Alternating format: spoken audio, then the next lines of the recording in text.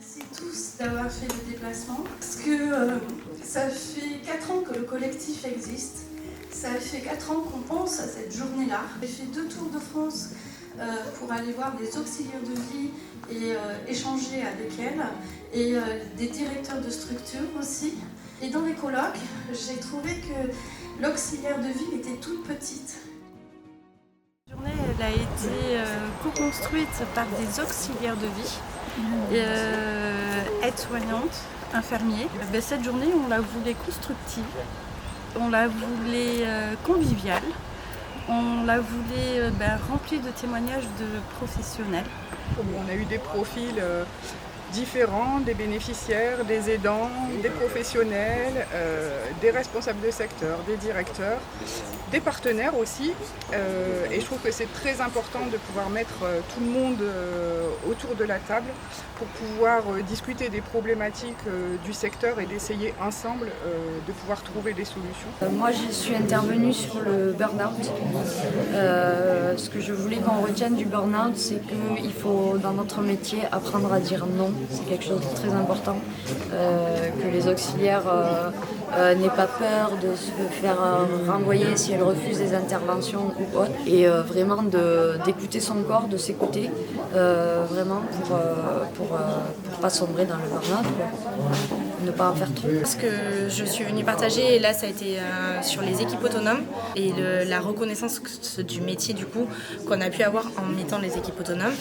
Après j'ai participé à cette journée-là où on a parlé de tout ce qui est la reconnaissance, la formation, enfin, tous les sujets qui sont abordés aujourd'hui lors de la journée parce que ce sont que des sujets importants autour des auxiliaires de vie qui peuvent que nous aider à améliorer notre travail, à améliorer la vision du monde sur nous et surtout à ce qu'on voit qu'on n'est pas que des femmes de ménage, qu'on a une tête, qu'on a plein de choses et on a plein de capacités autres que passer le balai.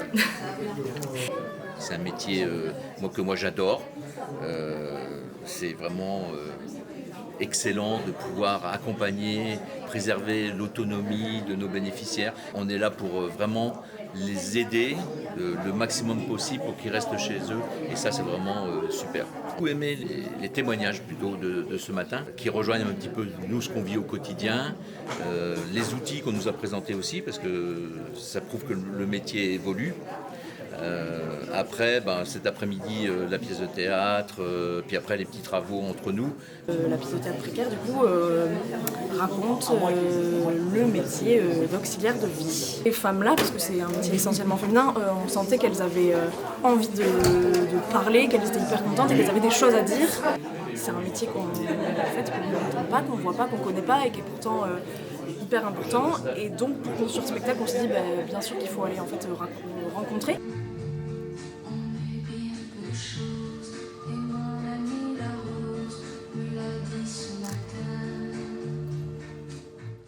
Il nous tenait à cœur au niveau de la CARSAT Aquitaine d'accompagner, de valoriser ce métier de l'aide à domicile qui est un métier qu'on accompagne en fait dans nos programmes depuis plusieurs années.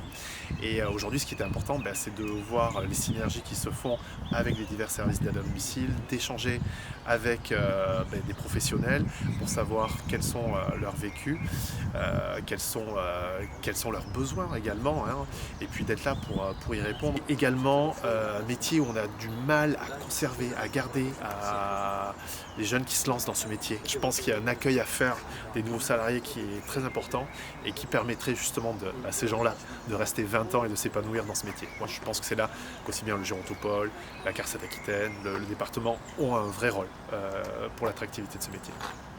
Moi j'ai retenu surtout l'engouement de toutes les personnes qui sont venues aujourd'hui et pour ma part ça m'a un peu ouvert les yeux. On va dire que je prenais un peu le truc à la légère mais ça m'a fait comprendre un peu plus la profondeur de la passion, de la patience, du don de soi que ces personnes font au quotidien. Ça m'a un peu ouvert les yeux.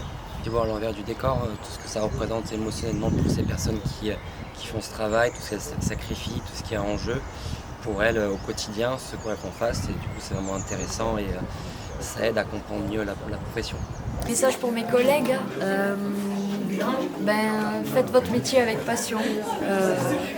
donner le sourire à vos bénéficiaires, parce que c'est ça qui nous anime. De toute façon, dans le métier, moi, c'est ce qui m'anime et je pense que c'est ce qui vous anime aussi à toutes.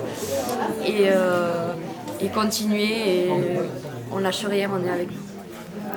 Et courage à vous, on est tous solidaires, on est tous dans le même panier.